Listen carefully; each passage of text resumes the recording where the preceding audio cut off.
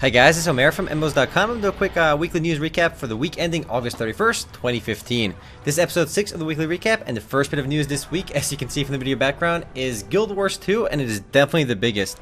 The news is that Guild Wars 2 is going free to play. At least the core version of the game, the original non-expansion version, Heart of Thorns, which comes out later in October, will still be buy to play.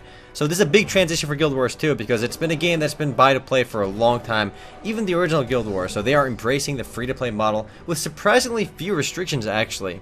And now the reason for doing this, Arena has said they want to keep the business model as simple as possible. So they want to make it so every expansion, anyone can jump into Guild Wars 2 by only buying one expansion. So using that logic, after Heart of Thorns, when the next expansion comes out, Heart of Thorns will probably be free to play as well. I suspect a lot of players are going to be kind of upset about this because they end up buying the first game and they feel like everyone else should have to buy it too.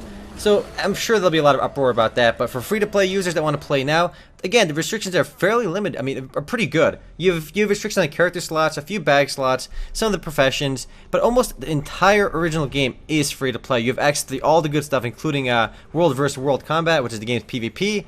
I mean, you have a few ridiculous restrictions, like on what items you can trade and like some of your how fast you can whisper other players, but it's really no big deal. The game is already free-to-play as well. It went fully free-to-play on August 29th, 2015. Curious what you guys think about the game's free to play. I kind of like it because it's a game I've never bought before, but now I'm actually going to play it because it's free to play. There's no restriction. But a lot of players are legitimately concerned about bots and stuff ruining the game, but we'll see what happens eventually.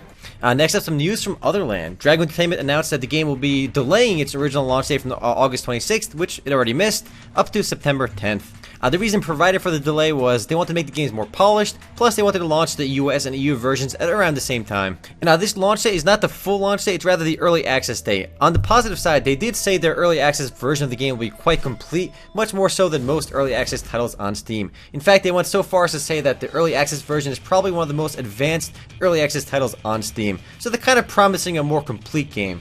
And if you haven't heard of Otherland just yet, it's a free-to-play MMORPG powered by Unreal 3, set in a cyberpunk/sci-fi universe, inspired by the books of the same name. Next up, a bit of news from Undead Labs. Their upcoming game, Moonrise, which is a Pokemon-esque pet battling/collecting game, is unfortunately cancelled. It had a very odd business model. They launched as an early access title a while ago, and it did cost money in early access, so they didn't sell as many copies as they expected, which, I mean, the game, they said it wasn't that popular. I'm going to go ahead and blame their business model because I personally don't like paying for early access games, especially incomplete ones, so they really didn't get a good gauge of their audience. Had they made it free to play, they could have seen how many people were actually interested, but the game is shutting down for good on December 31st, 2015. The game is already officially cancelled, so there's little hope left for Moonrise.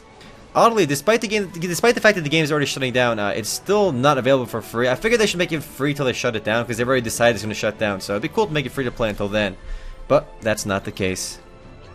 Next up, some news from Devilian, the upcoming action MMORPG from Trion Worlds. And the news is they revealed their Founders Packs. You guys know how much I love Founders Packs.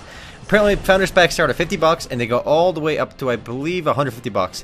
So they go up in $50 tiers. And if you buy the $50 tier, you get like very little actually. You get access to some of the beta events. If you want guaranteed access to all the game's betas, like a 24/7 access to beta, you gotta blow $150, which is pretty insane. You know, if you spend $100 for the $100 tier, that doesn't even gain you access to all the betas, just access to some of them, which is just absurd. I mean, $100 or $150 is not cheap. I mean, these are supposed to be microtransaction games, and it just frustrates me to see all these games selling beta access. Included with all the Founders Packs, though, is some in-game cash op currency, so you're still getting something for it, but to not be able to get beta access after you spend $100, like 24/7 beta access, is pretty insane. That's only reserved for the $150 package. I remember when you could actually get beta access for free, but now you just have to pay so much money to get it. It's insane. Oh, and there is still no official release date for the game, but if you buy a Founders Pack, you get 2 days head start on the game, so you can start leveling up before everybody else. But is that really worth $50 or $150? I don't think so. Moving right along, some interesting news from Trion Worlds. We actually have a game that's actually unique coming out. It's a game called Atlas Reactor, and it was announced at PAX Prime. A lot of game announcements this week because of PAX Prime. But the news is it's a turn-based strategy PvP game, and it's a lot different from everything else you have out there. It's a competitive PvP game, and it has turn-based gameplay without the turn, so there's no actual waiting, yet you still have that strategic element. Apparently in the game it is always your turn, The official announcement trailer goes more into detail about it, but there's really not too much known, and it's hard to explain it until you've actually played it yourself. But definitely props to Tryon Worlds for actually making a game that is a unique genre of its own, rather than just trying to make another mobile clone. Unfortunately, there is no release date just yet. However, players can already start signing up for the alpha on the game's official website over on TryonWorlds.com or AtlasReactorGame.com. Next up, we have a bit of news from Lawbreakers from Nexon. It's Nexon's upcoming skill-based FPS. I'm surprised they even call it that because all FPS games require some skill. But the game, as you can see from the video in the background, actually looks quite awesome. It's the game has multiple classes, and you can see right away the game has a lot more mobility than traditional FPS games, so there's going to be a lot faster paced action. It actually reminds me a bit of Tribes Ascend, or the original Tribes game, but the game has characters including the Assassin, the Gunner, the Skirmisher, and Titan right now. Nexon already has announced that the game will be coming out sometime in 2016, so we don't have to wait that long.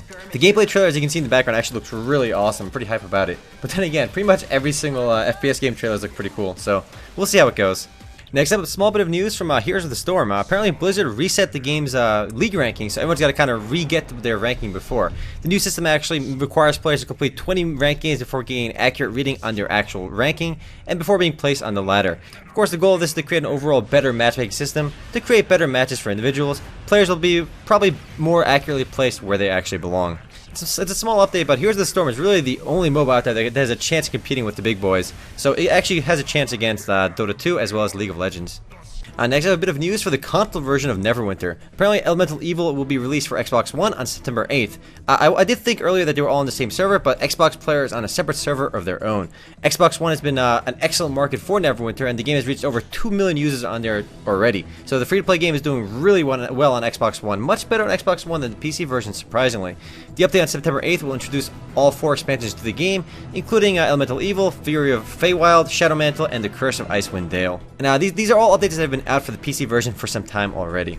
The next and last bit of news this week, guys, comes from ArcheAge, and the news is that ArcheAge 2.0 Heroes Awakening is set to launch on September 12th. This is after the game server merges, which the game actually calls Server Evolution, which is the fancy way of saying server merges.